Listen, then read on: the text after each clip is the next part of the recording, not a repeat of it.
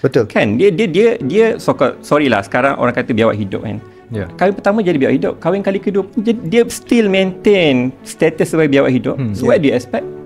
Kali ketiga, kali keempat kan. So in order kalau orang tiada kesungguhan lah kan, maksudnya dia akan jadi yang the positive side tu lah. Itulah tijanah, banyak pilihan. Sebab kadang-kadang dia mungkin sebab circle dia kan, sebab circle dia orang tu that type of man or woman kan. So that's the circle. Lepas tu dia create the pattern, the belief kan. Tapi dia kalau tijanah is a variety kan. Dia tak terhad kepada satu negeri je, tak terhad kepada satu kejaya je, tak terhad kepada satu ruang umur saja.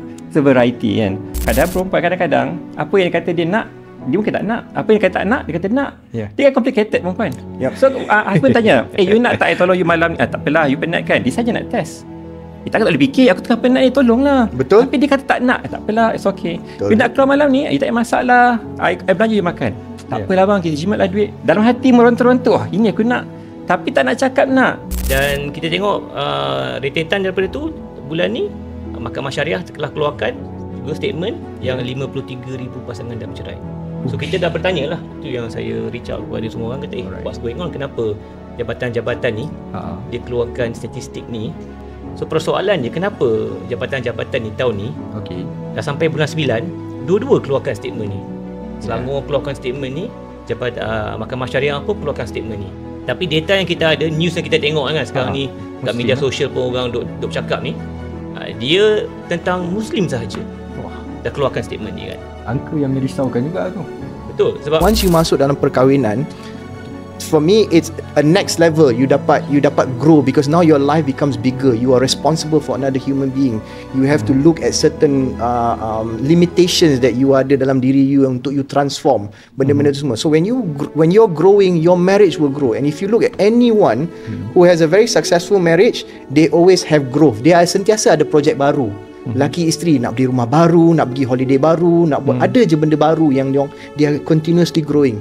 Bila tak grow, buat benda yang sama setiap hari, lama-lama macam takkan hidup aku macam ni je. And I think you say banyak orang, that's such a unique thing that you just said, that kebanyakan orang memang dia tak bajet pun yang dia akan cerai. Tak ada orang pun yang kahwin yang memang nak cerai pun. Right? I think banyak orang kat luar pun dia tak percaya dia akan mati pun. Kan? But that's the reality of life, right? Banyak orang macam tak apa, later lagi, dia tak rasa yang benda tu akan jadi kat dia.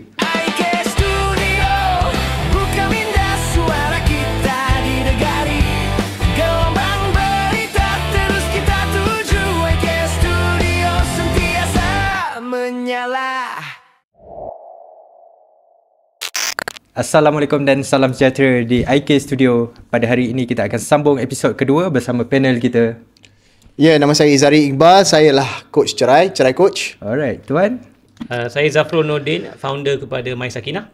Okay, dan saya Khairul Fadli, founder kepada Tiljanah.my, portal cari jodoh Muslim Malaysia. Alright. So basically saya sebagai orang kata orang muda ni, saya agak berat sikit nak discuss pasal bab-bab perkahwinan apa semua. Ini first time saya. So pada mula pun saya rasa agak berat sebab saya tak ada pengalaman yang pertama dan saya baru berkahwin dalam 3 tahun. So sebenarnya orang macam saya ni perlu mendapat kesedaran lah mungkin kan. Wow, tadi before we started, you ada Imran ada mention yes. That topik ni memang berat untuk you. And also you mention pasal kalau macam kita cakap pasal cerai dan sebagainya, you ada concern. What was your concern that you mentioned? Sebab yang pertama sekali, saya tak ada pengalaman lah merasai benda tu. Okay. Dan saya rasa selamat. Saya rasa tak mungkin berlaku. You also mention takut terkena. Apa maksud takut terkena tu? Dalam masa yang sama juga, saya risau kalau saya bincang sangat topik ni, nanti terkena balik kat diri saya. Okay. Interesting. Such a good one. You want to say something about that? Okay. So Imran, I think I ada mention sikit kan? Ya, betul. Let's say kat My Sakinah, kita memang ada customer persona lah. Alright. And dia memang also backed by certain research and juga statistics yang baru keluar. Alright. Okay? Sebab dalam statistik yang baru keluar, kita tengok demographics. Okay. Age group yang memang orang kata high chances of divorce adalah dalam lingkungan 33 ke 39. Okay. 33 sampai 39. And then kalau kat My Sakinah pun sebenarnya actually apa yang kita lihat lah. Dia ada 3 tahun The problem starts the first 3 years sampai tahun ke-10. So, dalam window 7 tahun tu adalah orang kata hotspot untuk satu rumah tangga tu retak dan eventually bercerai. Okay. And then ada satu lagi perkara lah, statistik lah kan, yang mungkin dia tak reported tapi memang saya cungkil research dan juga saya is backed by kita punya cases dekat My Sakinah. Okay, adalah bila pasangan tu bercerai, alright, dia sering kali suami tu caught by surprise. So dia rasa macam dia selamat, memang ada isu-isu rumah tangga ni macam okay lah, just small matter, kan? Tetapi on the other side pasangan dia pula kan, maybe in a dark and lonely place. Alright. You know, so dia punya bila pasangan tu eventually cakap okay lah, saya tak puas hati this time, bila gaduh pula, saya rasa it's time for us to go our separate ways ke, kenapa I tinggal dengan you ke, whatever it is, right? Tapi most cases is husband is surprised. So maybe in your cases, your coach kan, maybe you can validate this lah. I definitely would validate that. Definitely, betul. A lot of them, and like I said, a lot of my clients are actually women. I have also a few male clients. Diorang pun terkejut, and they can't really figure out kenapa sebenarnya isteri dia nak minta bercerai dekat dia and stuff. And memang macam-macam lah. But like I said, saya tak berjumpa dengan isteri diorang, saya tak tahulah. Tapi a lot of the women yang jumpa saya, memang diorang memang suddenly, I think also because they did not communicate. Dia tak bagi tahu apa sebenarnya. Macam in our previous episode, tengok episode sebelum ni, KF ada mention that you don't communicate. You tak bagi tahu sebenarnya itu yang you nak. This is what you want in a relationship dan sebagainya. So dia senyap, dia simpan, dia pendam, dia expect man to read their mind. Lepas tu bila dah tak tahan, that's it, I'm done, I gotta go. Minta cerai. Tapi macam saya cakap lah, macam tu lah kan, perempuan dia expect kita read their minds kan, yang mana kita ada capability tu kan. Kita ada various punya choices kan. Kalau kita suruh pilih makan kedai mana malam ni, berapa banyak pilihan yang ada, nak baca satu je dalam fikiran dia. So nak tanyalah, walaupun kita semua lelaki, tak tahu lah, mungkin ada audience perempuan lagi jawapan, kenapa benda ni is very universal lah, quite universal kan. Bab makan pun tak settle lagi. Kalau suami tanya nak makan pergi mana, boleh tak jawab nak makan pergi mana? Simple kan? question. As simple as that. Mana tahulah nak pergi mana, kita bawa lah. Kenapa nak suruh kita teka favorite food, benda yang nak kata tak nak?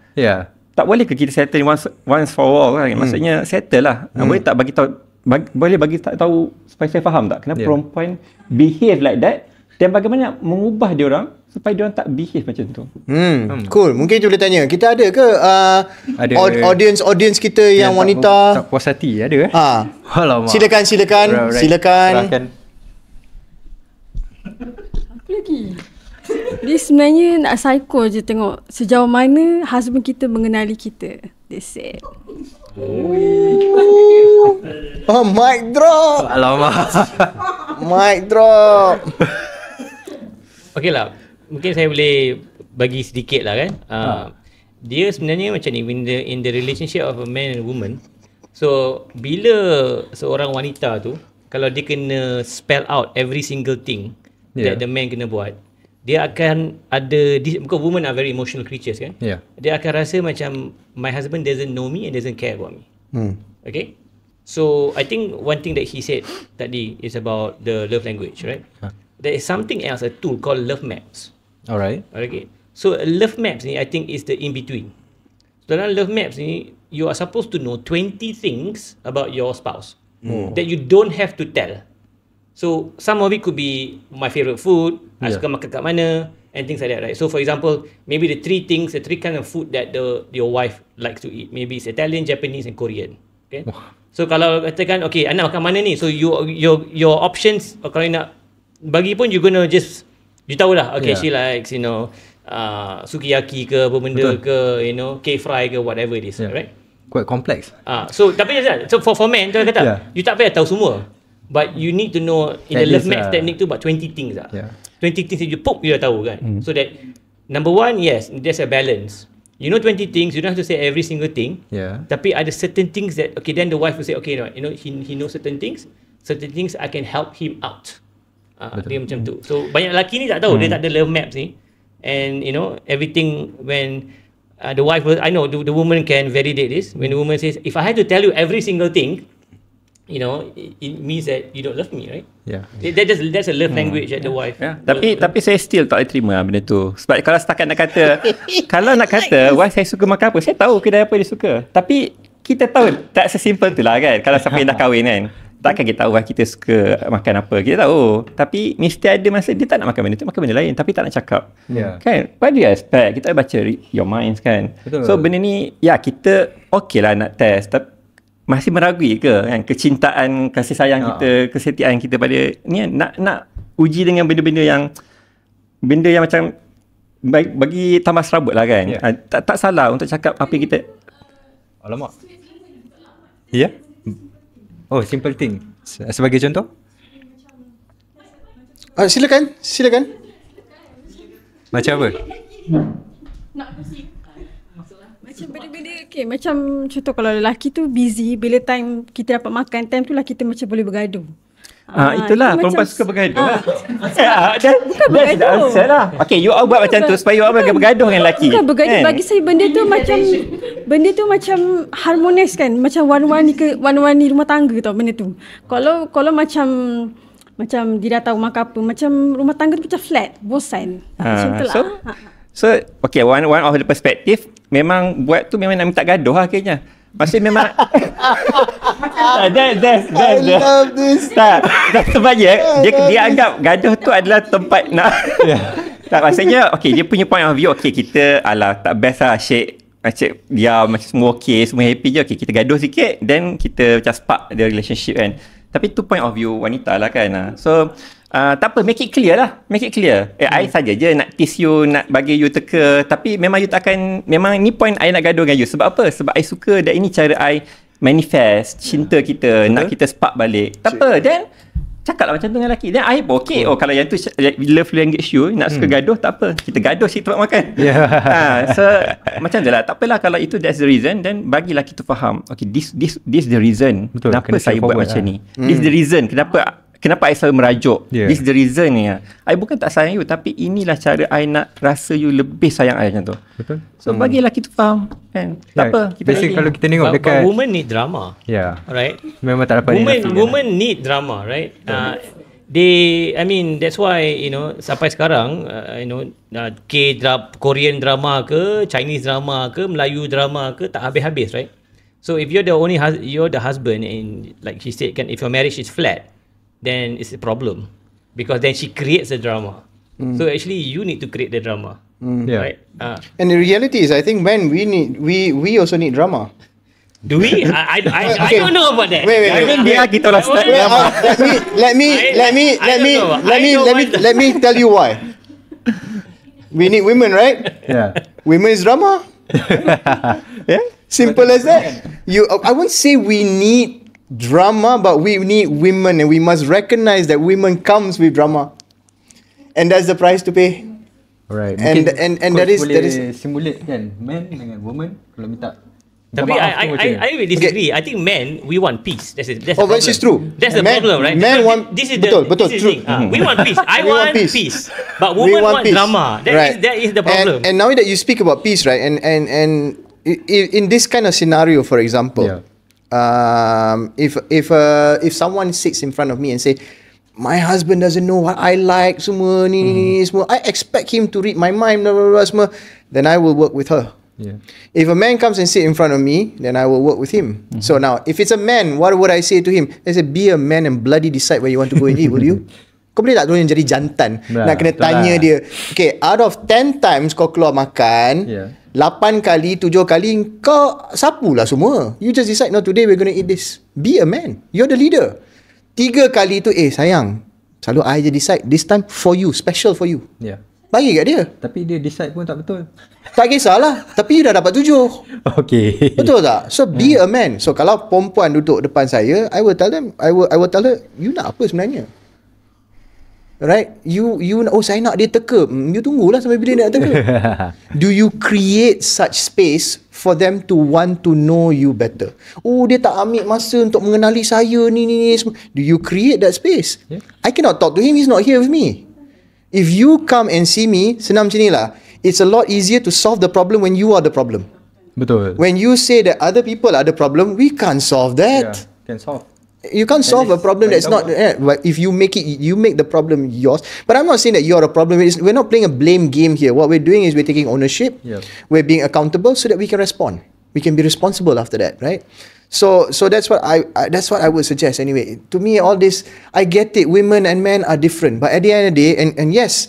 Oh, saya macam ni, saya nak tegakkan kebenaran dan sebagainya. But I will ask you one question, and this is, I think I do this with all my clients. Do you want to be right or do you want peace? You can't have both. Do you want to be right or do you want to be happy? And I think what Zafrul said is beautiful, because I think almost all men, we just want peace because we want to go out, we want to make money and we want to give the best to our family. Kita tak perlu benda-benda ni serabut ni semua. Betul. Kita nak bagi yang terbaik dan bagi tahu apa yang tak payah cakap dengan kita orang. And honestly, we want peace. And yes, women, they love drama. They do love drama. And recognizing and understanding this, and it's not a bad thing, you know. It's not really a bad thing. Tapi cuma kita tahulah how do we dance with this whole, you know, this wave of men and women, the masculine energy and the feminine energy. You get it. Once you understand that, it's beautiful actually. It's a dance. But that's the danger kalau katakan seorang wanita tu, seorang isteri, dia tak dapat drama or the excitement in the marriage. Then the worry is that they look for drama outside the marriage. Alright. Yeah. So that is, I think, something to think about, you know. Alright. Tapi itulah, makan tu just a very typical example lah. Tapi benda tu relate kepada everything else lah. Betul. Communication breakdown tu is a very, orang kata barah lah, makin lama makin besar. Tapi typical buat makan lah. Tapi banyak lagi benda-benda lain yang nak cakap kan, atau tak puas hati, bagi tahu. Benda tu kalau cakap dengan elok, selesai kan. Tapi kita pendam meletup kan. So tuan-tuan boleh setuju tak kalau orang kata man nak minta maaf, dia akan straightforward. So kalau woman, dia akan baru. Dia mungkin tak sampai pun. Saya tak setuju. Saya pun tak setuju. Saya sama dengan KF. Dia tak sampai. Dia pusing. Tapi dia tak sampai, sorry. Kadang-kadang dia macam tu. Dia pusing. Dia pusing keliling, sorry. Tak sampai pun. Tak pergi sorry pun. Ya. Okey. Betul tak? No. Selalu macam tu. Ego Selalunya macam tu. Dan it's okay. Kadang-kadang kalau dia pusing orang sorry pun kita tahu lah. It's okay. Kenapa perempuan jadi make it complex? Because women are from Venus and men are from Mars. Still at that planet. Mungkin dari segi akal yang Tuhan beri ke? Dia I think in this context you bagi kan the thing that you drew tadi kan. Saya balik kepada maybe some of the what we talked about earlier about men getting surprised. Okay, I think coach pun he can say that a lot of his cases pun a surprise. So about being sorry and things like that. Kalau men, you know, I think sometimes we can just be very direct. Yang jantan lah. Betul. Okay, I'm not talking about yang tak jantan yang also pendam kan. Jantan, you know, I don't like this something. I just say, hey, I did something wrong. I'm sorry. Okay, it can be that direct. A woman in a relationship, she will not tell you. She will show you with her energy. Alright. Right? That she's hurting or she's not happy or she's getting detached kan. You know what she said about this energy kan. You will feel the energy drop from your spouse when you start detaching. Okay? You will feel it. And that's why men, we cannot pick up the orang kata the hints. Betul. Right? Kita dapat pick up hints. Like, everything's all normal, fine and things like that, right? And something that I learned quite late in my life, okay, that I totally miss. Simple things like bila a woman is upset, she will sit at the edge of the bed. I never knew that, you know. And then belum kahwin lagi ni, sebab tu tak perasan. Mandi lama-lama, long showers. Alright. Right? It's not necessarily she's happy, things like that, right? Alright. So these are signals yang I never knew. Indicators. I never ever knew, right? And I think back like, and I ask like, why is it? I masuk bilik kan saya. Why is he sitting at the edge of the bed for? Right? Oblivious. Completely oblivious and things like that, right? So sebenarnya dia nak kita tanya. Betul. Itu pun dia kata tak ada apa-apa. Dia kata tak ada apa. Betul. So I think the answer is that men have to have this emotional intelligence. You need to increase your emotional intelligence. And I agree, women also need to learn how to communicate more directly. Yeah. You know, I think it's two ways lah. I think like what he said kan. You know, the man has to present himself to be the best version of himself, and the woman, the wife also has to be, you know, stop making us guess so much. To understand many. Sebenarnya kalau kepada most of this is the message to the woman here and then para isteri kan. Alright. If you tell your husband what to do, we love you so much, we will do it. We want to make you happy. Full stop. You all bayangkan berapa banyak benda yang you all tak bagi tahu, yang mana kalau you all bagi tahu you dapat. Betul. Daripada husband. That's true. Sayang, kenapa tak bagi tahu? No, I don't.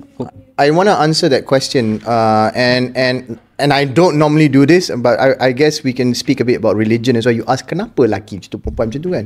And it's also stated there in the Quran. I cannot remember the ayat where Allah says that He created man and woman daripada pelbagai bilangan kaum dan bangsa supaya kita kenal mengenali sesama. What does it mean? It's about us learning from each other, understanding each other. Kalau laki dengan perempuan sama, then tak perlulah. Betul. It was deliberate. Allah created us like that so that we understand that. And you also need to understand this as well. If you look at Adam and Eve, when Adam and Eve was created, right? Adam came from sand. Tanah. Ya, tanah. Kan? Eve datang daripada Hawa datang daripada tulang rusuk. Adam lembut. Hawa keras. Tulang rusuk. So, fitrah perempuan kerja dia untuk melembutkan diri. Lelaki dia kena jadi jantan keras. Okay. So it is always, even if you look at the Quran as well, right? The first ayat is actually pembukaan, which is Al-Fatihah, and then after that you go into Al-Baqarah. Right at the end is about An-Nas, which is manusia. What is that? It's about a transformation from binatang ternak to manusia. We are always asked to transform, to become better. To become better and better. That's why we were placed on this planet. So that's why we were created from tanah, man, women from ni. Women kena jadi lembut. You must transform. Yes, you tak boleh kata, oh kita memang nak, we want men to read our mind. Yes, that may be your fitrah, originally how you were created, but you must evolve. You must evolve so that you communicate. Don't expect people to read your mind. Itu kerja perempuan. Lelaki on the other hand, you memang, kita tengok hari ni banyak lelaki yang memang lembik kan, don't provide. That's also one of the big reason as well, right? Dia tak memberi nafkah and whatnot. Yeah, because that's your natural. You memang lembut. Sotong. So you're supposed to be the provider. You kena jadi keras. Yeah. You know, tapi bukan keras in the sense yang, you know, but be a man, be strong. That's the whole process. So if you're asking me why, it's simple. It's because of that. Kita study balik. Kita tengok balik. Why? How human beings are created. We look at nature and stuff. We can understand all this. And semua terkait balik to all the scriptures and the Quran and the books and everything is there. Alright. Okay. So Khairul, saya nak tanya, kalau macam orang yang baru mencari jodoh, tuan tak orang kata buat awareness ke apa-apa yang akan berlaku? Awareness macam mana tu? Contohnya apa risiko yang akan berlaku ke apa ke? Kita memang ada course. Kita ada course from time to time ada, dan juga kita ada buat live kan, live pagi, malam. Okay. Dan yang menyampaikan tu pun quite experience lah bagi saya. Okay. Kan ada admin so kita dalam orang. masa yang sama boleh tak Tuan Khairul kongsikan Til Jannah, macam mana bermula? Oh, dia bermula 2016. 2016. Waktu tu saya tengah dalam proses in the midst nak buat e-book, satu e-book tentang nak cari jodoh apa semua kan. So saya buat survey, research semua, saya tengok, macam tak banyak pilihan untuk cari jodoh secara online. Di Malaysia lah ada tapi tak banyak yang so-called Islamic lah kan. So saya tengok, why not? And why not untuk saya buat dan offer pilihan lah untuk orang start cari jodoh lah kan. Dan saya nampak juga waktu tu demand sangat banyak lah. Banyak. Dan juga kita dah internet thing lah waktu tu, IoT semua dah berkembang. Orang dah rasa, orang kata persaingan tu banyak ke? Waktu tu kat Malaysia tak ada. Untuk niche so-called Islamic punya ni lah kan. So niche dia memang besar lah. Untuk permintaan tu banyak tapi tak ramai orang yang nak offer benda tu. So background tuan sebenarnya dari mana? Maksudnya education background. Education saya belajar bisnes lah. Lepas tu STM lah. Okay. So orang kata apps ni susah tak nak develop? Dia saya buat bisnes pun daripada awal saya buat bisnes, saya ialah kita baca buku Pengaruh pada Abang semua. Kita tahu tentang work in the business dengan work on the business kan. So daripada awal saya dah cuba untuk work on the business. Alright. And yang mana apps ni saya satu coding pun saya tak tahu. Tapi apa yang terdetik nak buat Til Jannah ni? Daripada macam-macam benda lain yang boleh buat. Daripada itulah bila saya search tu. Maksudnya demand is there, tapi orang tak ada orang nak supply. Tak ada orang supply benda tu. Dan juga memang ramai dah online, apa semua benda dah online waktu tu. Tapi jodoh online macam mana nak cari kan? Nak cari yang Islamic, yang cari yang Malaysian punya tak ada. So coding semua bukan you buat Memang so someone you get daripada awal. So first attempt saya kena scam dengan programmer.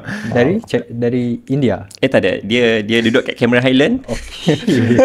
So bukan jauh, dia berani scam tak tahu kat mana. Pasal tu kot Cameron. Orang tanah pokok Cameron bukan buat app. Dia duduk kat kondo mana kan. So the second one the second one saya ambil sokong macam intern. Dia pernah intern dengan abang saya. Cost dia RM500 je. Saya buat dan start lah app. So website base. Okay Khairul, boleh tak kongsikan apa features yang ada dekat dalam apps? Features dia adalah very simple. Di mana kalau kita register, kita update profile kita, then kita boleh tengok profile orang lain. Ada gambar dia, asal negeri mana, tinggal di mana, kerja apa, tinggi, gaji apa, dia punya pekerjaan dia kan. So kita dapat tengok. Ada buat due diligence ke? Ada team yang check background orang tu? Semua yang register dengan kita orang check manually. Kita orang check manually. Ada call majikan? Not to the extent call majikan lah. Tak ada. Tapi kita orang ada check manually dan ya sebab sekarang ni macam-macam scam ada kan. Kalau call majikan macam nak buat loan pula. Tak, kalau call majikan, I rasa you akan dapat banyak call. Sebab staff you ramai kat sini. Nama yang diregister ni. Alright. So ada lah buat due diligence semua. So kita orang akan tengok at glance dulu. So nak katakan admin kita ni berpengalaman lah. So bila tengok, bila ada unusual benda-benda yang pelik-pelik, so then dia akan investigate better further lah. To the extent, baru dia akan minta IC ke, bergambar dengan IC ke apa semua, adalah benda tu. Tapi selagi kita rasa kita akan lepaskan. Dan kalau tanya soalan sikit. Contoh paling pelik? Pelik macam kita nampak pekerjaan macam terlampau hebat je, gambar terlampau flawless ke. So then kita akan dig further lah. Tapi kalau yang pakai purdah tu? Tak boleh. Purdah kena buka purdah lah. Kita nampak muka. Kau semua dalam purdah tu, macam mana orang nak pilih? Ada kriteria apa yang kalau kita nak upload gambar situ ke? Memang ada kriteria dia. Contohnya kena menutup aurat. Biasa kita akan fokus pada macam gambar pasport lah. Kita minta macam gambar pasport. Sebabnya kalau dah bukan gambar pasport, macam benda yang lain nampak, lagi banyak yang kita akan kena reject. Gambar pasport tu biasanya first attempt orang tak lepas lah. Ada je benda yang kita akan minta tambah baik ikutnya. Tapi sekarang kita dah improve sikit, kita akan tolong editkan. Tolong editkan. So mana yang kita boleh editkan, kita editkan. Kita tak reject lah borang tu. So ada orang kata kena interview dulu ke apa ke? Tak ada. Unless yang saya kata tadi lah, kalau kita rasa kita macam terlampau curious kan, betul ke ni too good to be true ni, dan kita akan dig sampai kita berpuas hati. Susah tak nak manage apps ni? Basically kita boleh kata susah, boleh kata senang lah kan. Sebab kadang-kadang kita nak faham kehendak user ni satu benda yang agak tricky lah. Sebab kadang-kadang dia orang faham apa dia nak, kadang-kadang dia orang pun tak tahu apa dia nak. Kita yang kena initiate benda tu. Initiate benda tu. Tapi kami bersyukur lah, sebabnya kami rasa kami dapat satu environment yang dia orang nak help each other lah kan. Contoh dia orang ada, mungkin dia orang suspicious dengan satu user ni, dia orang report kita orang.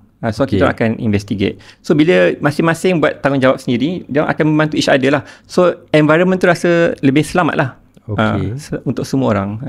Alright, so basically Til Jannah ni memang apps untuk dapatkan jodoh saja. So dia tak ada follow up ke apa ke lepas tu?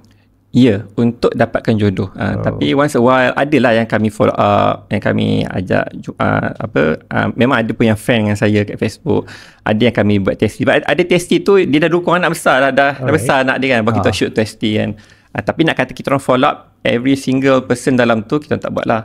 Tak buat. Tapi kita orang macam kalau dah jumpa jodoh, kita orang tanyalah bila kahwin apa semua tu. Success rate is quite tricky nak cakap kan, sebabnya bila diorang jumpa jodoh, diorang tak perlu bagi tahu kita orang. So kita orang tak dapat data yang tepat lah untuk benda tu. Tapi nak tahu kita orang, kalau orang kata boleh join Tijana, boleh jumpa jodoh ke? Tengok testi kita orang. Kan, angka semua boleh sembang. Saya dah jumpa jodoh 1 juta pasangan, boleh cakap. Tapi boleh tak diorang produce mana success story dia? Kita ada success story, ada gambar kahwin, ada nama, ada tarikh, ada video, ada yang kisah cinta je. So tengok success story kita orang dan tengok berapa lama you all akan ambil masa nak habiskan semua. Alright. So audience tu basically on Malaysian market ataupun ASEAN, kita orang punya rules, kita orang dia kena Malaysian. Dia kena Malaysian. Tapi Malaysian tu tak kisah duduk mana. Macam baru ni doktor daripada New Zealand. Alright. As long as dia Malaysian, tapi dia duduk New Zealand, dia kerja doktor perempuan lah kan. Dia cari jodoh, boleh lah. Kan? Tapi kalau walaupun dia duduk Malaysia tapi dia bukan Malaysian, tak boleh lah. So your criteria is Malaysian. Yeah, Malaysian for the time being. Not your location does not matter. Understand. Alright, faham. Interesting. Okay, kalau macam courses ada, saya difahamkan Tiljana ada buat courses kan? Ya, kita memang ada buat seminar from time to time. Dan basically memang for free lah kita orang bagi kan, tentang management, tentang tentang communication, tentang persediaan cari jodoh, berkahwin. Banyak topik, various topik. Macam persediaan lah. Macam benda. Banyak variety lah. Dan juga ada yang kita orang memang rakam dan kita orang letak dalam tu. Macam contohnya ada course Move On. So a few video siap dalam tu kita orang letak. So boleh tengok lah. Walaupun dah lepas boleh tengok balik lah. So basically user kena sign up dulu lah. Sign up tu masih jangan rasa ragu-ragu nak join tu, sebabnya join tu free je. Register je, update profile free. Dan you all boleh tengok profile dalam tu. Dia ada link dengan social media yang lain, TikTok ke Facebook. Kalau orang nak check kan. Kalau profile kat Tijana tu, contohnya saya berminat dengan gadis tu, ada orang kata button dia punya orang kata media sosial. Dia share dia punya TikTok link apa ke? Dia ada option kalau dia nak share dia punya social media, boleh dalam profile dia orang. Tapi basicnya saya memang option tu ada, tapi tak ramai lah yang buat. Kita orang bagi option kalau nak yalah nak tengok dia nak menyerlahkan diri dia daripada pelbagai sisi, boleh. Tapi tak ramai. Sebab apa? Sebab dia orang nak jaga privacy dia orang. Sebabnya dekat Tijana ni, bila tengok gambar orang tu, tak tahu nama dia apa. Macam tengok muka saya kan. Kadang mungkin ada orang ingat siapa-siapa lah kan, KA, KM, K apa kan. Orang boleh agak, tapi orang tak tahu nama kan. Macam tu dekat sana. So jangan risau, aku popular sangat, aku takut nak join, nanti orang kenal aku. Jangan risau lah. Orang tengok muka kita pun orang tak sure ni betul ke dia atau orang lain. Tapi nak katakan privacy ada kat situ. Dia memang kita tak reveal nama, nombor telefon, email tak reveal. So bila kita kenal dengan orang tu, kita tahu nama dia. Terpulang pada dia nak bagi tahu nama dia atau tak. So dia boleh chat in there lah. Bila tadi join free kan, dah tengok semua profile kan, berapa ramai semua dia tengok. Kalau rasa confident, mungkin ada yang aku suka, atau mungkin ada yang suka aku, dan upgrade premium. Bila upgrade premium lah, baru boleh communicate. Kalau tak boleh tengok lah. Benda sama je, premium tak premium boleh tengok benda sama, tapi tak boleh nak communicate. Okay. Dan juga ada orang risau, kalau macam saya join lepas tu dah bayar, tak ada orang mesej saya. Kita orang return balik 100% duit dia. Betul ke? Tak handsome ke tak lawa? Dia adalah terma dia. Tak direct.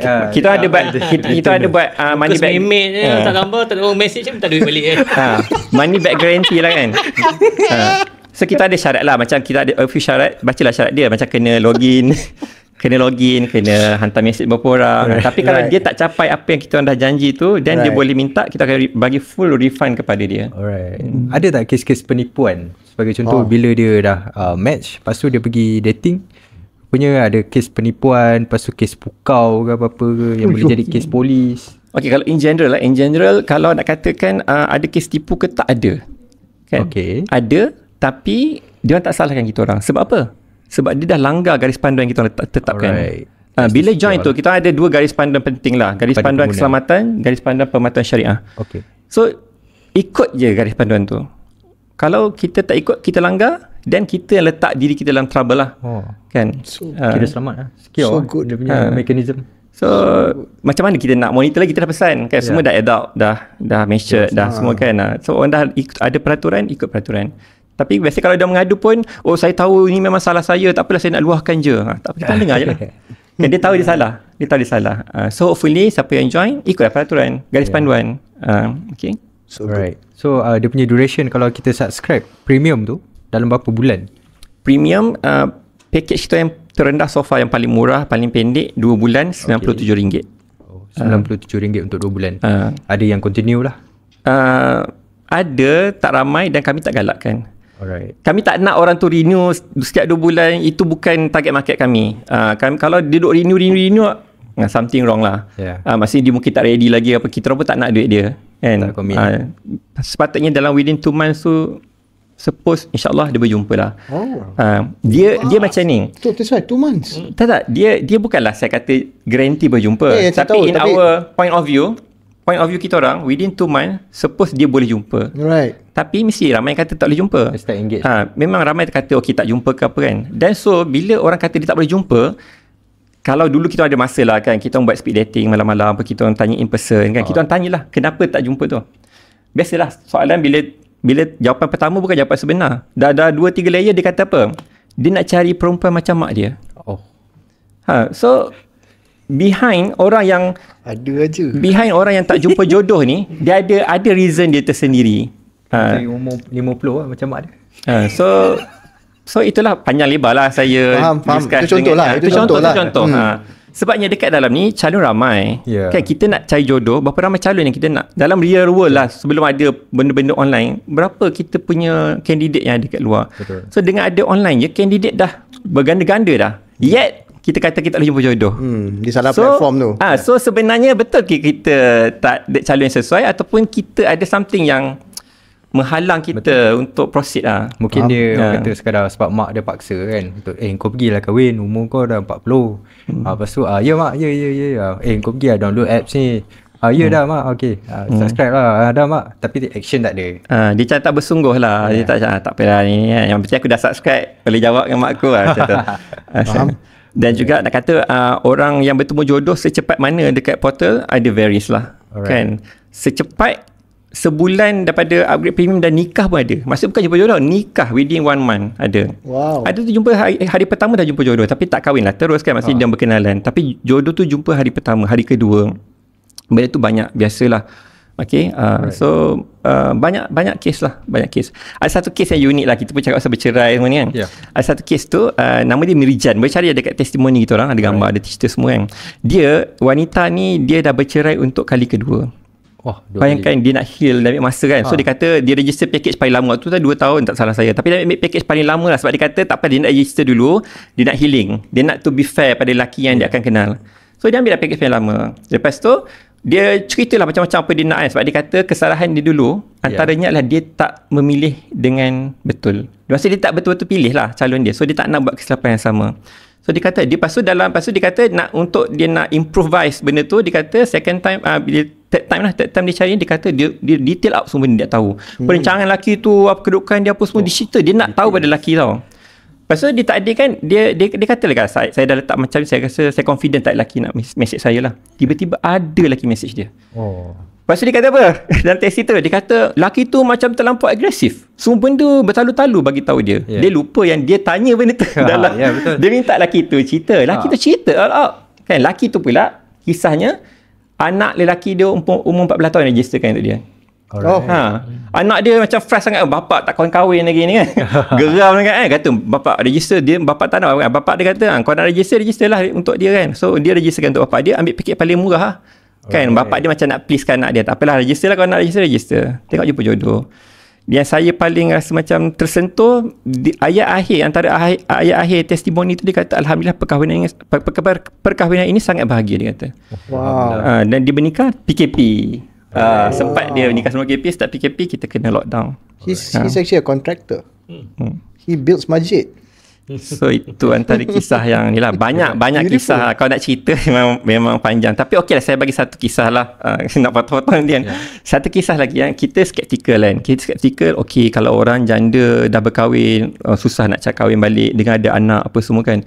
So dekat Tijana kita orang ada pasangan yang memang dia first jumpa dia bawa anak lelaki 2 orang. Kecil lagi lah. Kecil bukanlah kecil, tengah membesar. Jumpa dengan lelaki. Lelaki tu bujang. Anak kecil lelaki tahu perangai macam mana? Kan 2 orang. 2 lelaki tengah membesar. Dia kata lepas jumpa kali pertama dia kata tak ada harapan lah. Dia kata tak ada harapan. Tapi lepas tu dia pergi lagi jumpa second time tu sebab dia ada holiday. Dia pre-book dah. Second time tu lelaki tu bawa, tengok datang mak dia sekali. Mak dia terus ajak perempuan ni beli cincin. Wow. Kan? Maksudnya it's very supportive gila. Maksudnya tak tahu, kita rasa macam yalah ada orang macam tu tapi itulah realitinya. Kita duk pandang rasa tak ada lelaki bujang mesti nak orang nak dara je apalah, kalau dah kahwin pun mesti tak ada anak ke apa. Tapi kita tak boleh bersangka buruk dengan semua orang lah kan. So there's out there benda yang macam tu lah. Banyak lagi kisah-kisah kan yang kita rasa macam this is macam fairy tale lah.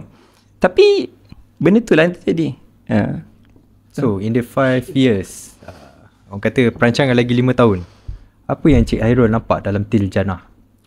Dia kalau boleh kita orang nak dia macam satu so-called jadi super apps atau one stop center kan. Tapi untuk kita orang nak buat benda tu, nak fokus benda yang bukan dalam kita punya expertise, it will takes time, try and error kan. So why not macam sekarang session hari ni kan kita combine kan dengan Coach Cerai ada, My Sakinah ada. So it's macam dah complete kan the so-called ecosystem ke the chain ke apa. Kita sinergi kan je. Kan buat apa kita nak reinvent benda tu kan, bukan kepakaran kita orang pun kan. So kita nampak why not kan kita memang kita boleh bekerjasama kan, boleh bekerjasama kan. So kita nampak macam tu just untuk kita orang just nak strengthen lah, nak promote lagi Til Jannah, awareness apa semua kan. Dan nak linkkan kepada partners ni lah, collaborator kita kan, My Sakinah, Coach Cerai. So itulah perancangan kita orang. Til Jannah mantap. Mantap. I'm so impressed and I'm so fascinated by the work that you do. Wow. Alright, so kita pergi kepada next panel kita, Cik Zafrul.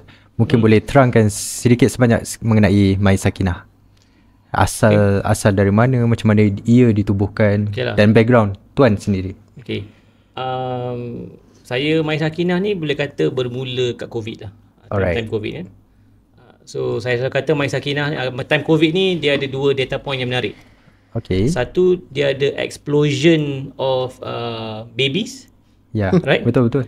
And juga ada spike of divorces. So dia tahulah orang yang start kat rumah tu dia buat apa lah kan. They make babies so dia gaduh lah. Betul. Or both lah.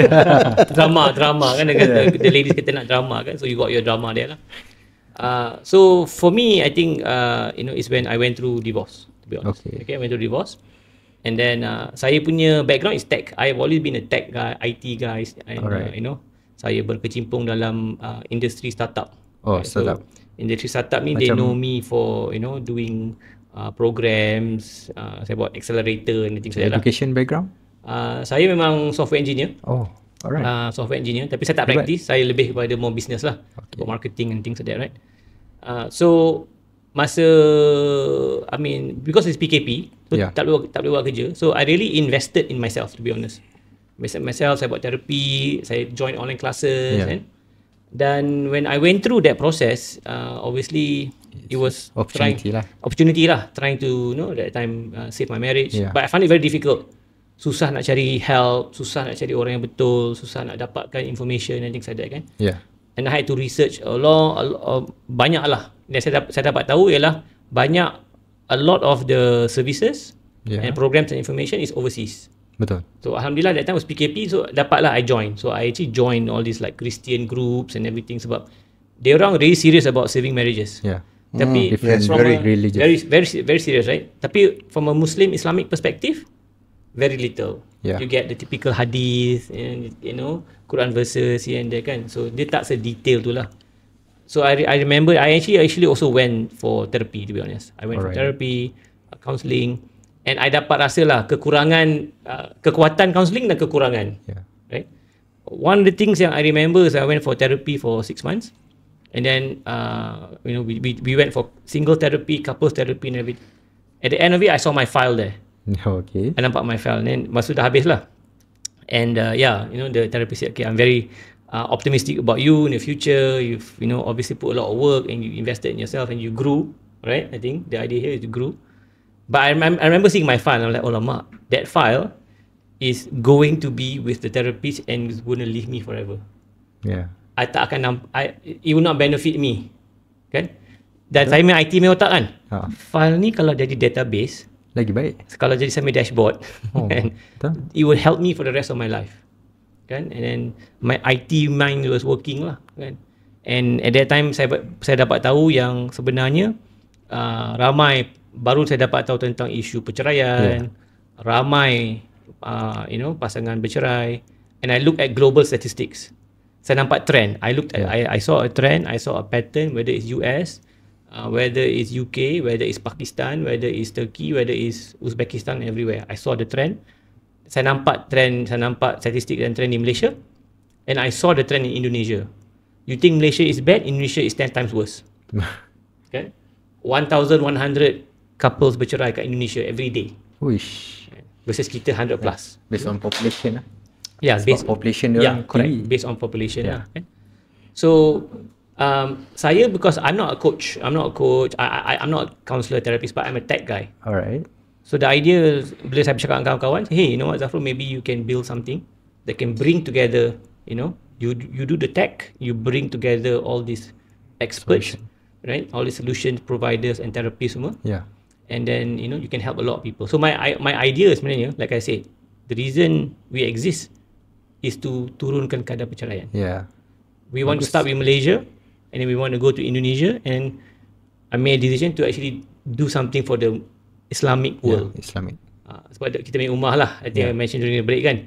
Bila kita dah tua, dah 40 ni, kita dah fikir pasal akhirah sikit. Yeah.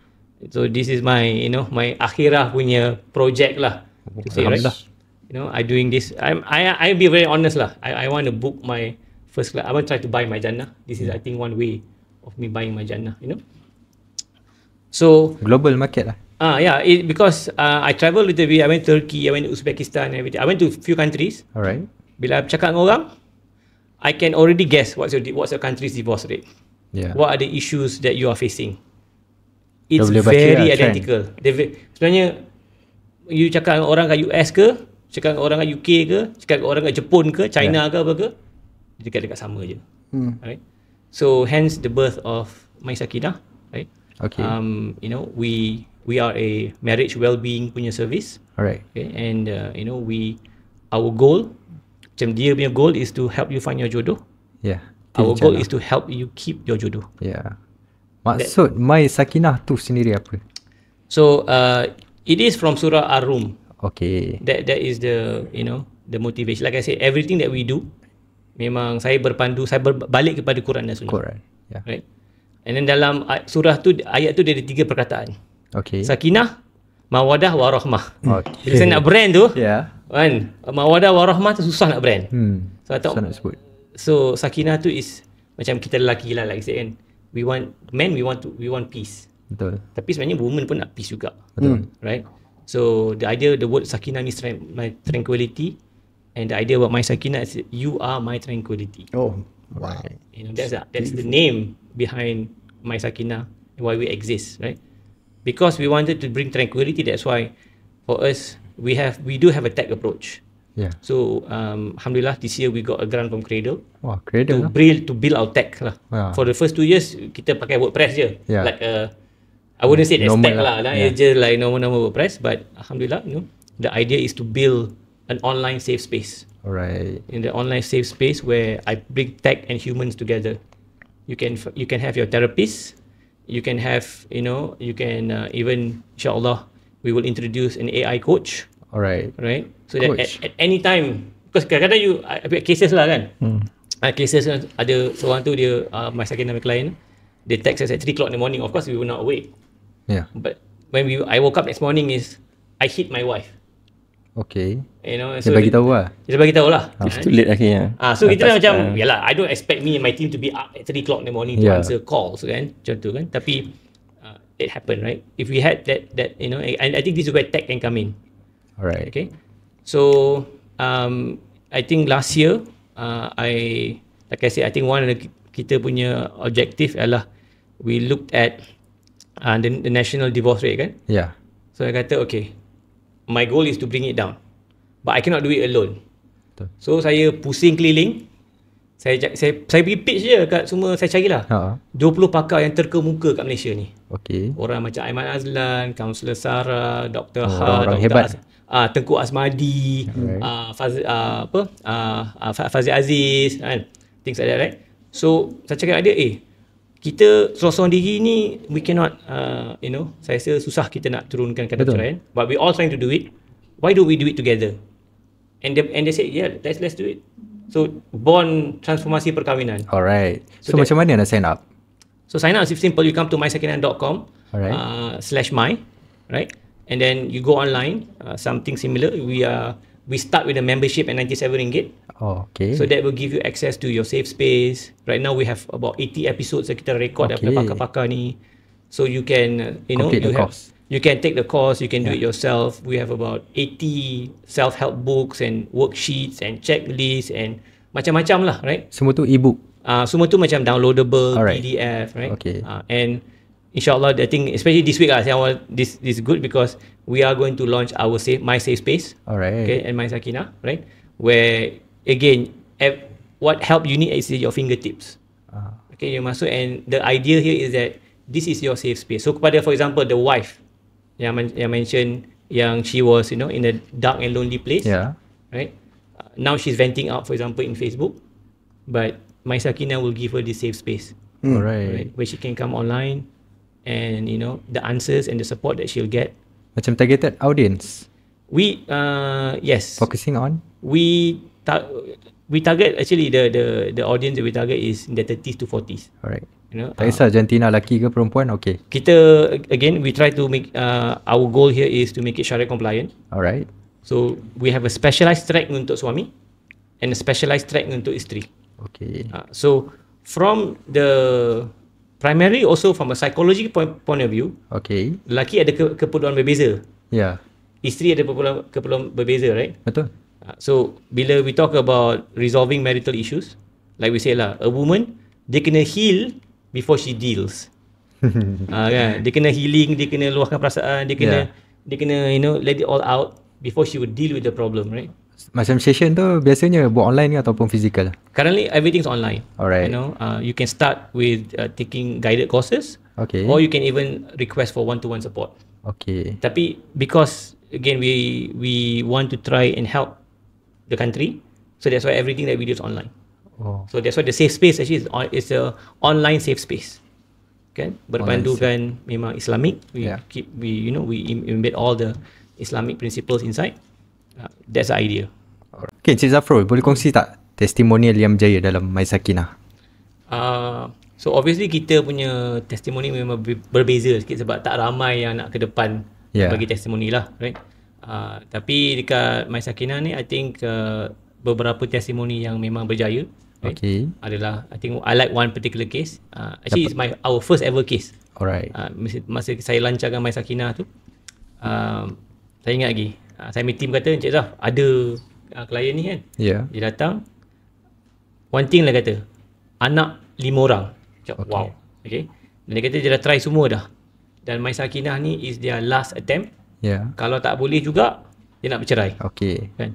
Time tu saya cakap, ya Allah kan, couldn't we get a more tougher case kan, pressure dengan anak ni, things like that, right? And then Alhamdulillah, I think we had at that time a 6 weeks punya program. Our goal was just to change your trajectory daripada divorce kepada reconciliation. Tapi biasanya mereka memberi kerjasama lah, suami dan isteri. Not really. Macam kita, our value proposition is kita tolong you, bantu you untuk selamatkan rumah tangga. Even if you're the only one trying and your spouse doesn't want to cooperate. Kita percaya sebab you grow and you change, like I think what coach said, you can actually change the entire dynamics of your relationship. So we believe on that kan. Kat sini we have a lot of testimonies. I mean, tapi testimoni kita memang hanya voice saja. Dia tak nak tunjuk kat muka dia and things like that kan. Because yalah, they don't want to tell the whole world that we had a marital problem and then we were succeeded. And I think dekat My Sakinah, so one of the things that we promise is high privacy, and for you to be anonymous. So when you come to My Sakinah, nama you kita akan give you a nickname private. It will be, kalau lelaki akan Umar, Ali, Abu Bakar, things like that, something. Kalau perempuan lebih Khadijah, Aisyah, so we give them a nickname lah. Kan, and they don't know, right? So one of the things that you can be anonymous throughout. Tapi ada some yang kita tak bantu, they have given some testimony tapi only voice. Alright. So biasanya memang orang kata session tu dia berkumpulan ataupun personal? Tak, dia memang personal lah. Alright. So the idea about this safe space is actually, the idea is that, because tapi macam kita punya market, we also have some masterclass. Masterclass tu, and then we do have, that's when you join and it's a group but it's anonymous lah. Tapi the My Safe Space tu, you can get one-to-one support. So obviously, because some things you don't want to talk in group, you just want to have a private support lah. Alright. I have to say that when we do it online, ada dia punya pros and cons. Alright. Obviously, the pros is that ramai orang, anyone from anywhere can join. It's easy, you don't have to worry about logistics, nak pergi ke tempat tu and things like that. But obviously you lose the personal touch. Sometimes you just, orang nak one-to-one betul-betul depan-depan, datang rumah ni, cakap dengan coach ke, datang kan, things like that. So you don't get that at My Sakinah lah. Alright. That's why we actually collaborate and kata, okay, if you do one, some of our experts and therapists can actually do in-person punya session. In-person. So dalam 5 tahun akan datang, apa yang My Sakinah dah plan? So for us, I think for me, has always been, something that I've been working on is to go to Indonesia. Right? And to be able to launch the global product in English. Right? My goal has always been Islamic countries. To serve the, Islamic community. Alright. And people ask me, would you want to open it to just anyone kan?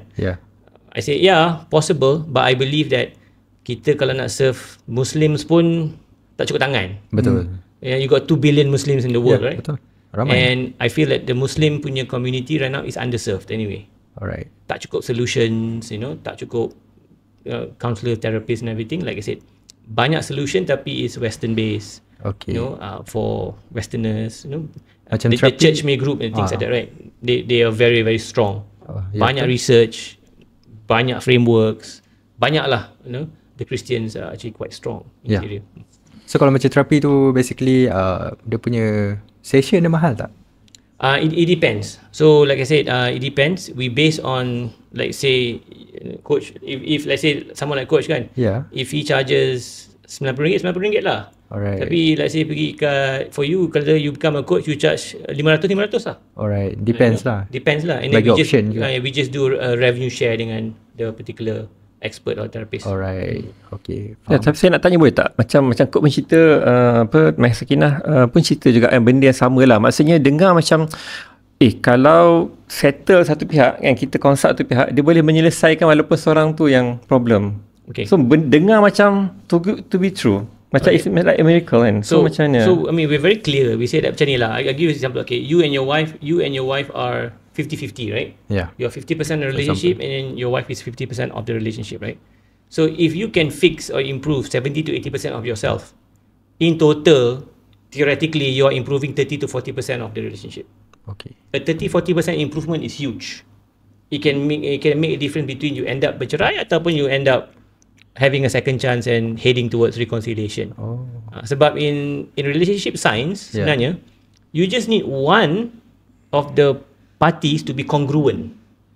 Dia steady, macam dia steady lah. Dia tak memburukkan keadaan, dia bukan add fuel to the fire. You just need one. We never say it's fair. We never ever say it's fair. We never say it's easy, but we say it's possible. Alright. Also people ask me, betul ke? I cakap, okay. For me, I always come back to Quran and Sunnah, right? So Quran has said it. This is the way forward. As a guideline. And we, as a guideline, and we believe it. And if professional out there say no, counselling needs 2 people to come to the table, we say okay. I mean, you take it out dengan Quran dengan Allah lah kan. Macam tu lah. So coach, betul tak? Maksudnya seorang attend boleh tak? Sejauh mana boleh menyelesaikan masalah? Nampak macam possible kan bila coach cerita tu. So macam mana sebenarnya? So that's one of the cases where dia dapat memantapkan lagi dia punya relationship dengan ni lah. I also have a case where in fact it's one of my first few clients actually. first Malaysian client, in fact, because my first few clients were all foreigners. They were American, and because I was doing everything online. So this client that came to me, lelaki, duduk kat saya, I want to save my marriage. This is what I want. My wife wants a divorce. I want to save my marriage. So I said, okay, I understand, but I cannot promise you that. But I want to ask you, kalau you ada bini you dapat bini you, what do you get? How do you feel? Kenapa you nak sangat? How would you feel if you get that? I will feel love, I will feel appreciated, I will feel a sense of belonging, I have this sense of home and stuff. Okay, I cannot promise you your marriage, but I'll promise you that love and all those kind of things, we will work on that. I cannot work on your marriage. Because my philosophy is you work on yourself. Because to me, at the end of the day, when you work on yourself, whatever happens after that, then kita berserah. We leave it to God after that. In most cases, when you have showed up that way, and if that's really what you want, God will give it to you. Tapi kadang-kadang kita rasa that is what we want, but God is one who will decide. Allah will decide what you need. We as human beings can only decide what we want.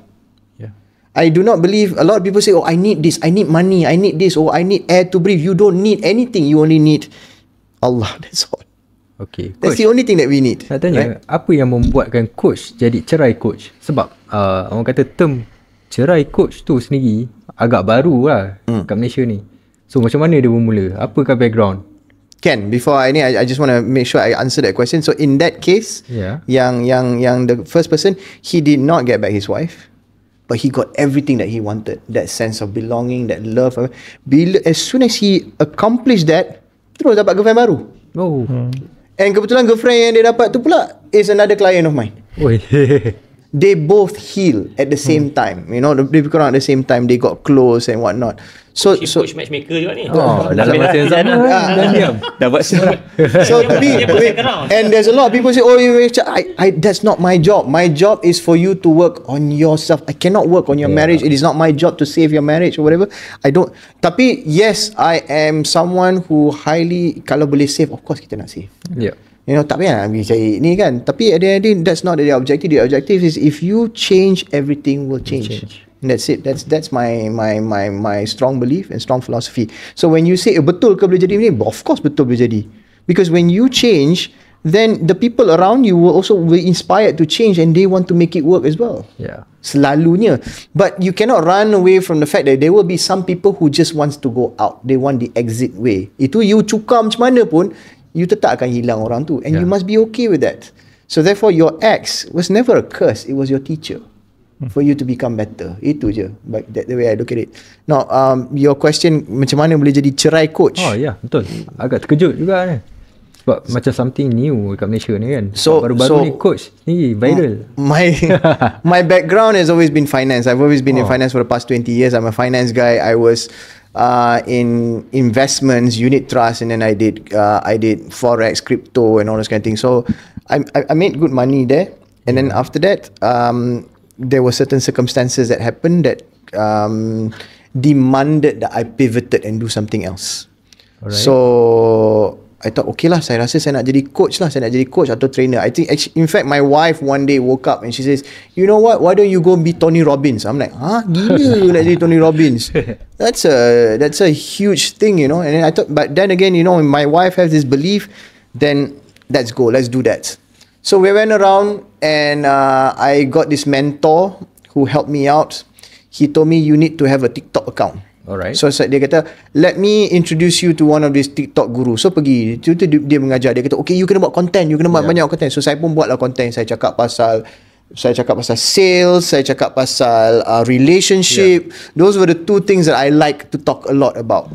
Sales, relationship, tapi jauh, tak berkait rapat langsung sales and relationship, And then I had a friend who spoke to me and said, Izzarin, kau cakap pasal apa benda sebenarnya? Kau coach apa ni?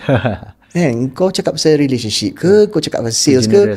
Saya cakap, aku pun suka juga pasal relationship. And aku suka because I've also, my wife and I, we've spoken to a lot of people in the past yang banyak datang kepada kita orang tanya, how you manage to create this very beautiful blended family? Bukan setakat blended family je, you're okay with your exes. They've even seen us photos on Facebook dan sebagainya that we actually berholiday dengan kita punya ex. Dengan ex punya suami dan sebagainya. Anak-anak semua harmonious semua. So kita macam mana boleh jadi? So banyak orang tanya advice dan sebagainya. So I was thinking, oh yeah, I actually like to do that. You know, so I told her that, and she says, kalau dah macam tu, kau jadi cerai coach je lah. And that was how the idea came about. She gave me that name, a very close friend of mine. And but because I was at that point, I wanted to be more international, nama saya divorce coach. Saya bukan pakai cerai coach. Okay. Until recently, like I told you, I met Space Dollar. Space Dollar kata, nama cerai coach tu sebenarnya bagus. You pakailah nama tu. Yeah. So then I started using that name, and then one thing led to another. I got the client who happens to be a celebrity, became a big high profile. Nama cerai coach tu jadi viral. I think if it was divorce coach, orang tak kacau sangat tau. Tapi sebab nama dia cerai coach tu, itu macam, ui, apa benda ni kan? Dasi. Ada orang cakap dasi. So that's how it happened lah. Alright. So macam services macam mana? Ada orang kata macam mana nak sign up? So I have programs, I have group coaching programs, I have one-to-one programs macam Cik Zafrul cakap, because some of them are sensitive. They want the one-to-one and stuff. I also have programs where I get my wife to jump in as well for the one-to-one. Alright. My wife actually offered to come in. She says, I'll give a lady's perspective. I say, I like that. And that's really, really nice. So we have those several tiers of programs. Tapi I also have a program where I do, which is pay what you can afford.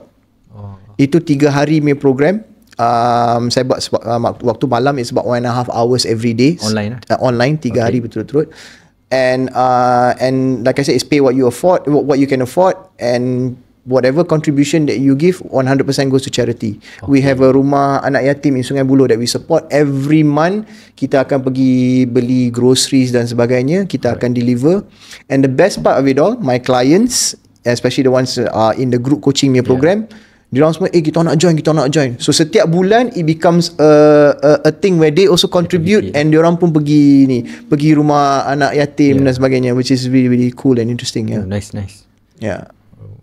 So kalau macam targeted audience biasanya, contohnya open lah, apa orang kata local and international. For me it's open. For me it's all open because I have clients from all over. I'm not particular or specific whether it's whether they're from Malaysia, whether they are Malays or Muslims or not.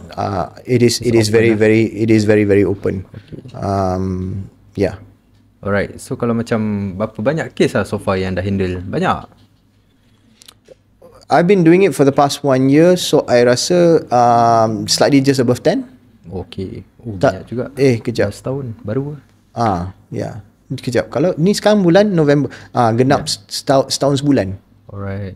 Jadi cerai coach cerai coach setahun sebulan. So basically session dia dekat sini lah, kat rumah.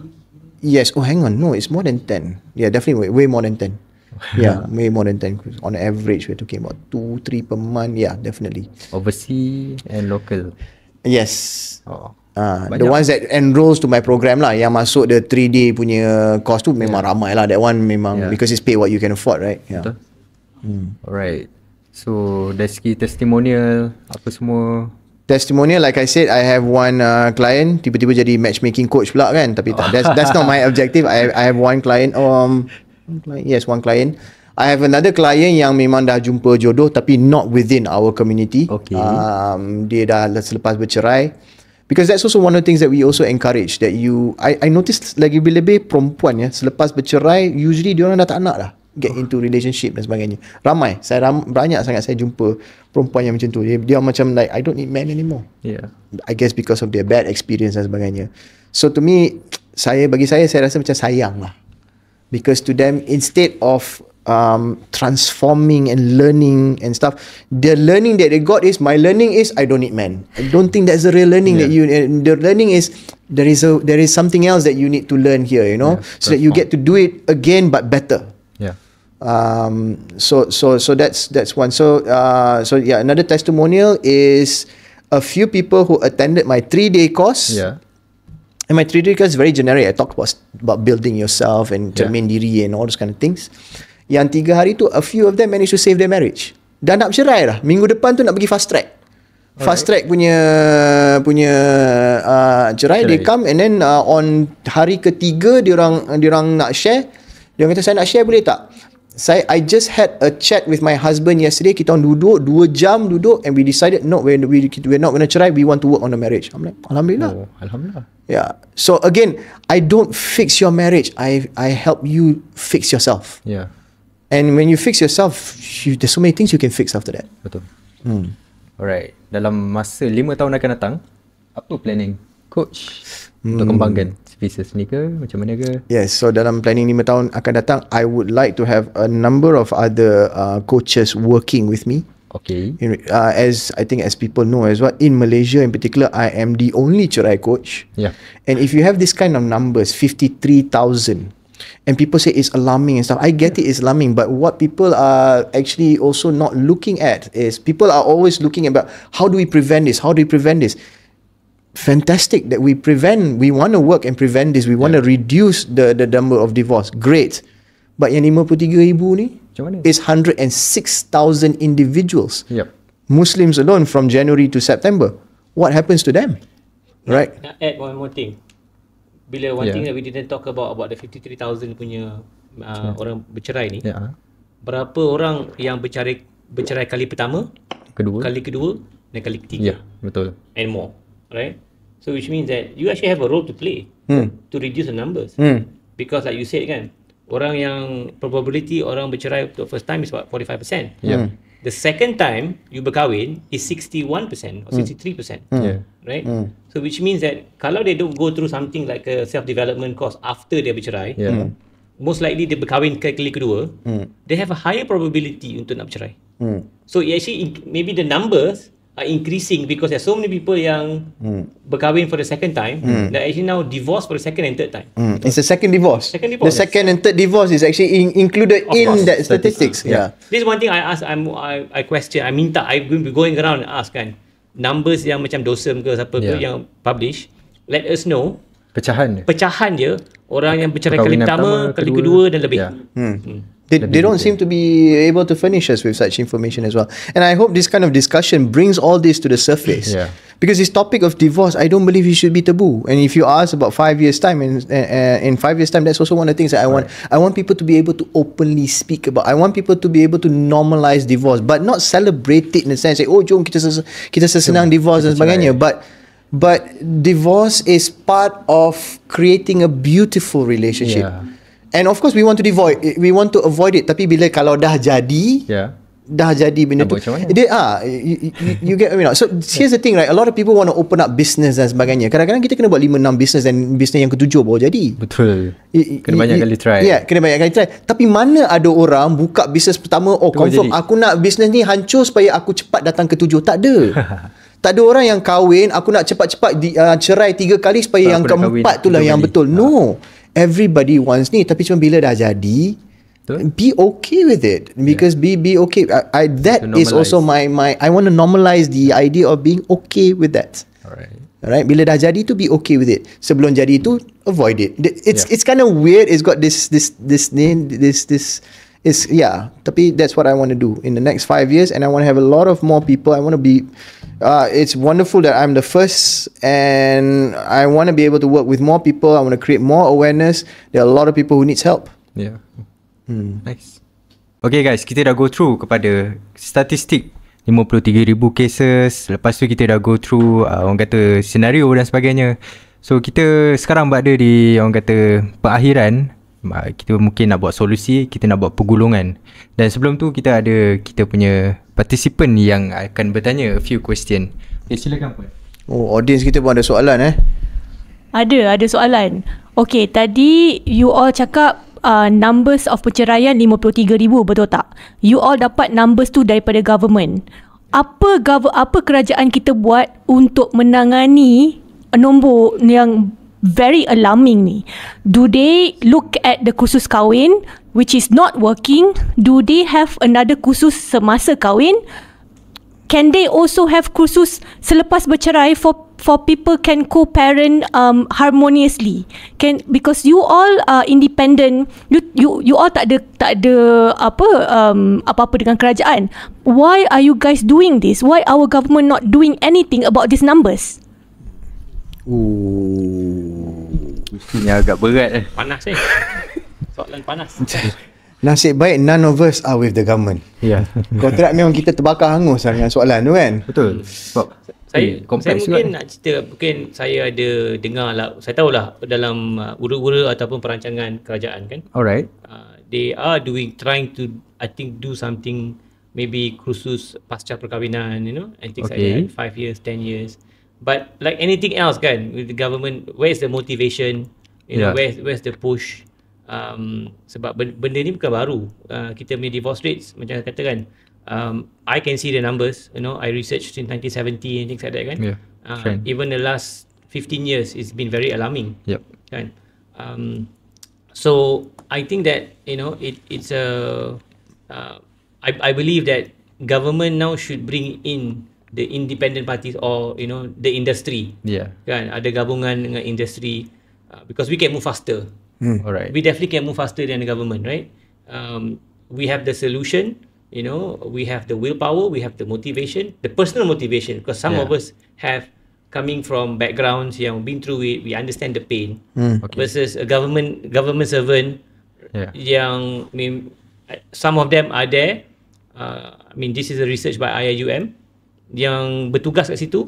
Dia tak nak pun bertugas kat situ. Dia kena handle isu rumah tangga, perceraian semua. They don't want to be there. Right? It's just that dia dapat portfolio kat sana.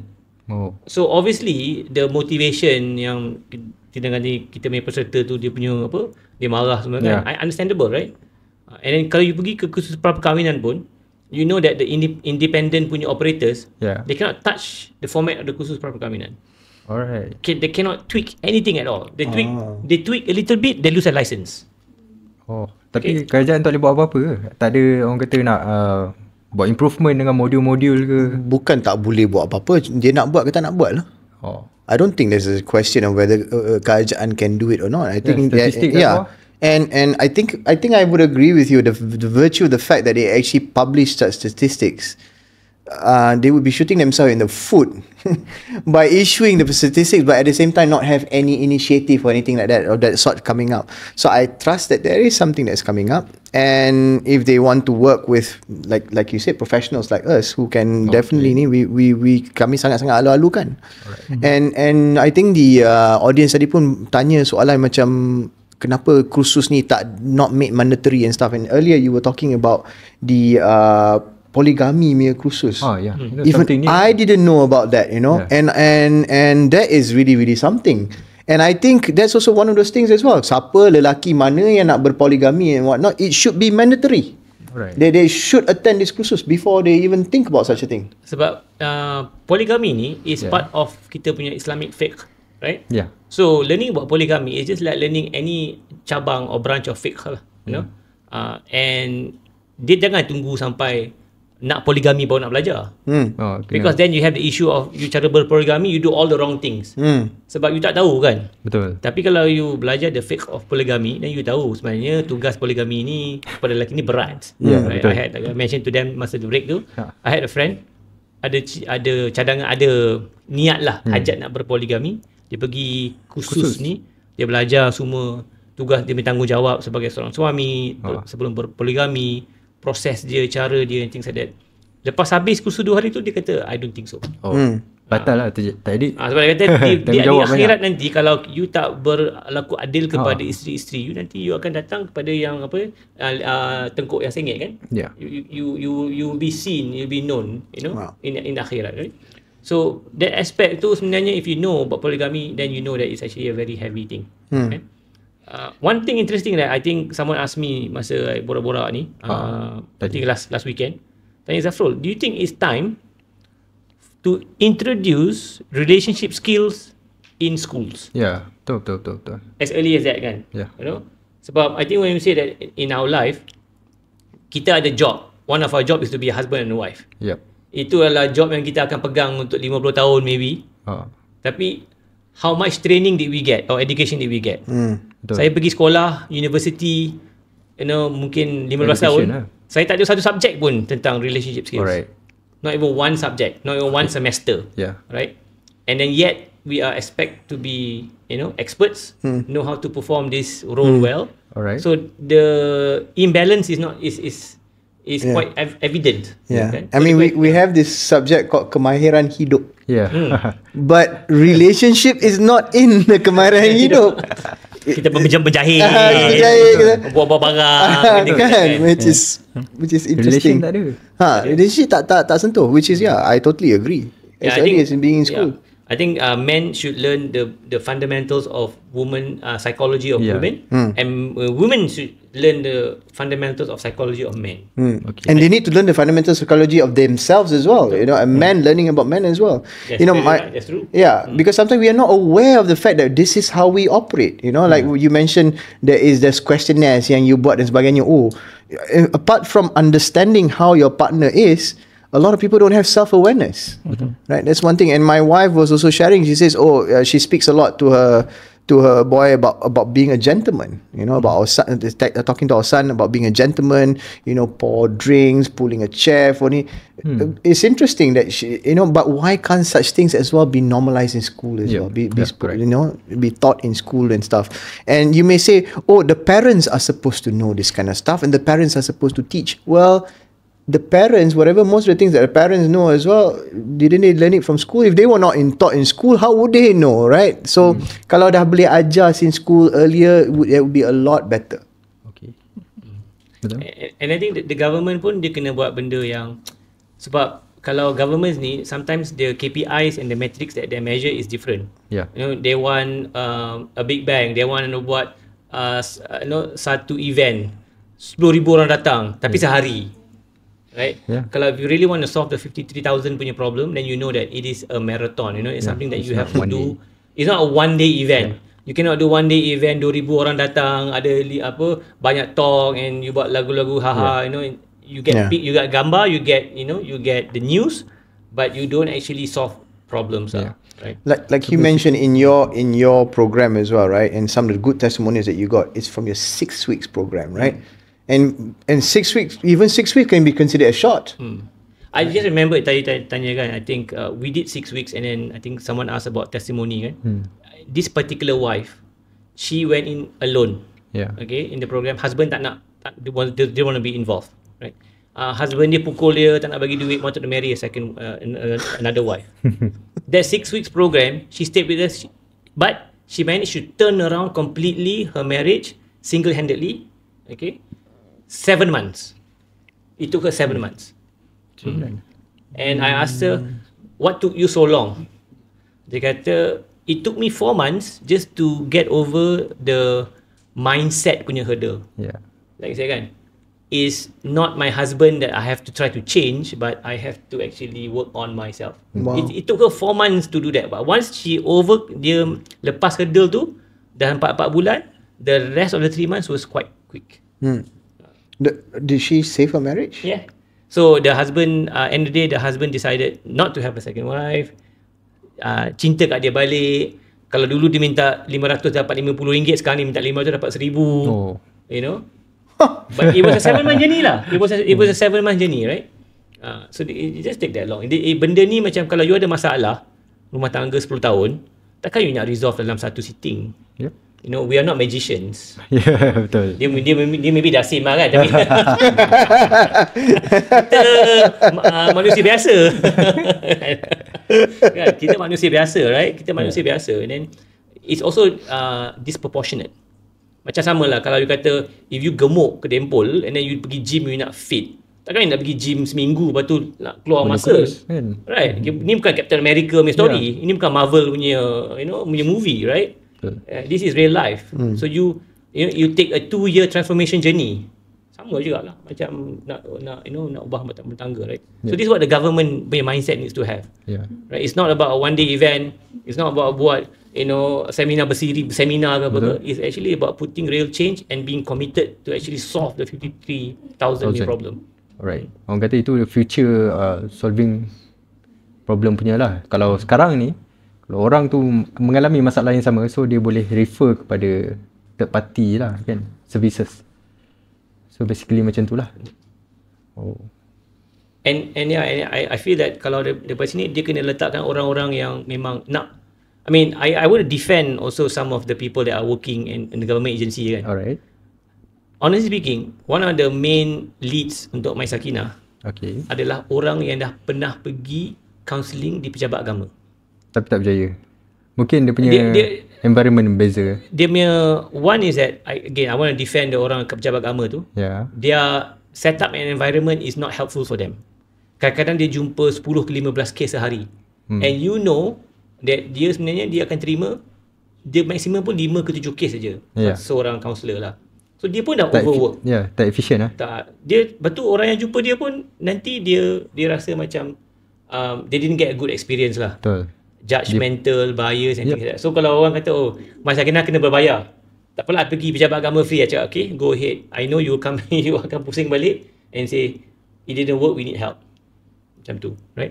So I think, you know, kalau government want to do something, kalau sekarang lah, is look at whatever resources yang you ada and then put people who are actually motivated and skillful and, you know, talented dekat their positions so that they can actually help to ease. Tapi kenapa mereka tak outsource je? Itu soalan cepu mas tu. Ini ada Coach Rai ada, Tijanah ada, My Sakinah ada kan. I think banyak birokrasi lah sebab nanti government kalau dia outsource kepada private sector then staff dia tak ada kerja. Ada isu lah. Ini anak siapa ni? Ini kabel mana ni? Kan ada isu macam tu kan. You know, you have all these kind of issues, right? Favoritism and all that kind of stuff masuk. I would also say that when you go for free, when it's free, right? And I'm a strong believer of this. You have to earn your transformation. Tak berbayar selalunya, you don't take the knowledge and the information seriously pun selalunya. So to me, that's also bagi saya to charge them. Fine, the government can give everything for free kepada semua orang, right? But to charge them is also very I think it's important. Okay guys, kita akan pergi ke sesi pengulungan. Okay, saya serahkan kepada Encik Hairul dulu untuk gulungkan discussion kita pada hari ini. Harapan saya adalah kerajaan untuk mengambil langkah-langkah atau tindakan yang boleh memperbaiki the current situation lah, right? Betul. And like I said, I think in the episode, fokus kepada problem yang senang nak solve, right? The regrettable divorces. And like I mentioned sekarang ni, regrettable divorces tu, it centers around a very easy topic which is domestic duties. Itu yang tidak ada kesefahaman, right? Kalau kita kupas itu betul, you know, these are issues yang senang nak solve, right?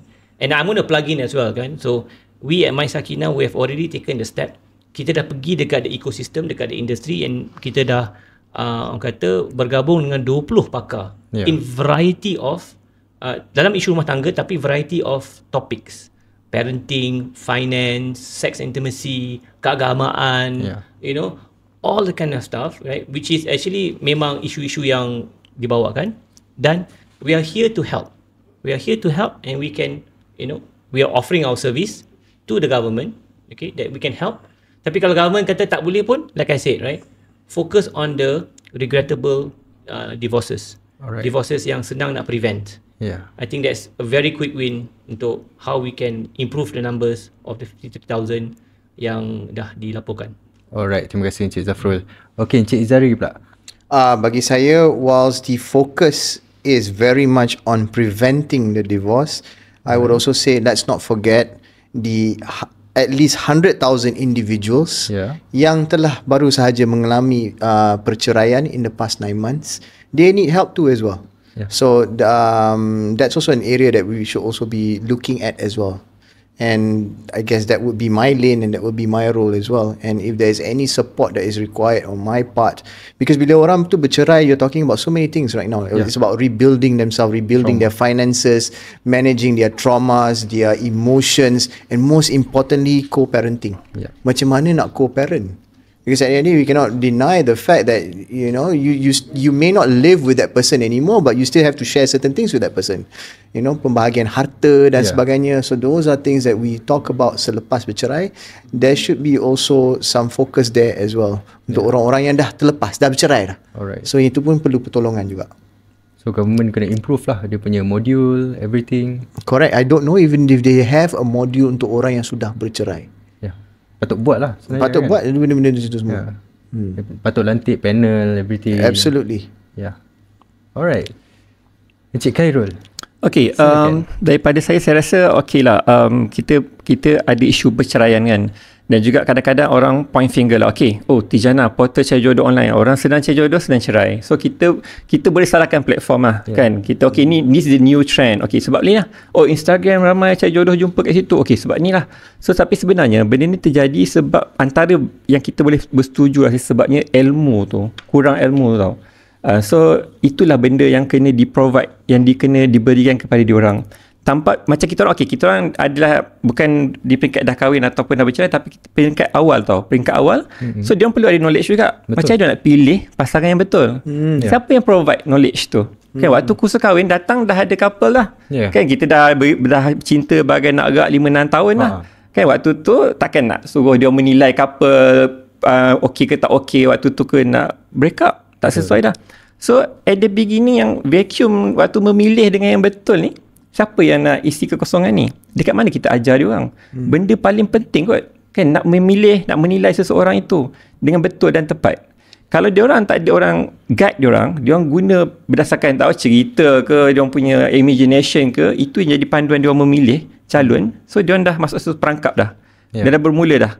Daripada awal dah pilih pasangan yang salah. Kan? Then dah masuk settle lah, masuk tahun kedua, tahun ketiga, then dah problem dah makin membesar dan mungkin bercerai. Okey, dah bercerai, dia nak akan pilih lagi. Tapi adakah ada tak orang yang tolong guide dia ni? Kan? So memang kita orang ada. Memang kita orang dah ada modul, kita orang dah proven kan. Kita operate as a private kan. Kita orang berdasarkan knowledge kita orang, resource yang kita orang ada. Kan? So benda dah ada lah, ingredient dah ada. So why not? Government, kalau government yalah macam kita orang offer lah kan. Kalau government perlukan kita orang punya advice, kita orang punya case study, we are willing to help.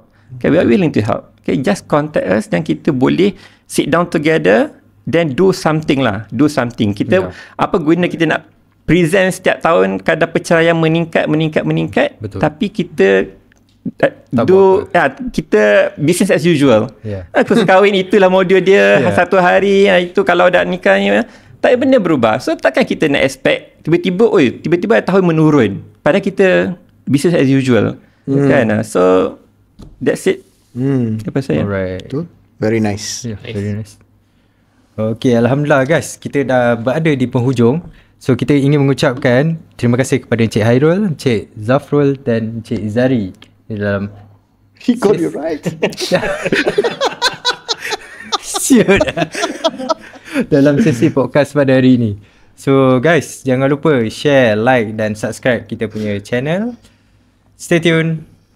Thank you dan bye. Bye-bye.